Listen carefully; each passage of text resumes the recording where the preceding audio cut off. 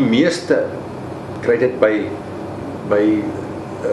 fitness trainers in die gyms en 'n groot lot kry dit by afrigters en wat baie ontstellend is regtig selfs by ouers.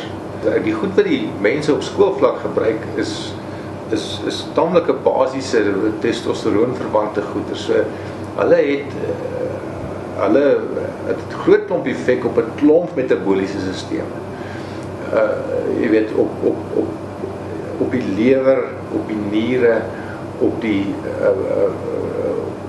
jou voortplantingsstelsel en goed. Dit kan 'n mens steriel maak op die einde en so aan. Maar die belangrikste ding is sodat jou kanse om dood te gaan van 'n hartprobleem, van 'n hartaanval is tussen 3 en 5 keer, afhangende van wat se studies ou lees, tussen 3 en 5 keer hoër as vir die gewone populasie. So hierdie ouens gaan dood aan hartaanvalle. Party mense gebruik dit as 'n positiewe ding om hulle meer aggressief te maak op die sportveld. So dan is dit nou vir hulle great, want dan is hierdie ouens, hulle word mal en hulle is meer waaghalsig en so aan.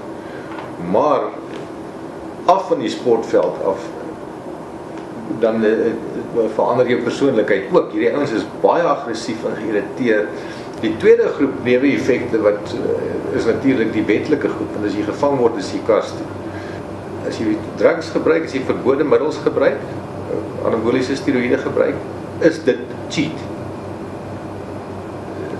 Klaar, so as jy wil gaan deelneem aan 'n kompetisie en 'n hero word terwyl jy cheat, dan is die grootste neeweffek van hierdie ding, jy moet saam met jouself lewe vir die res van jou lewe.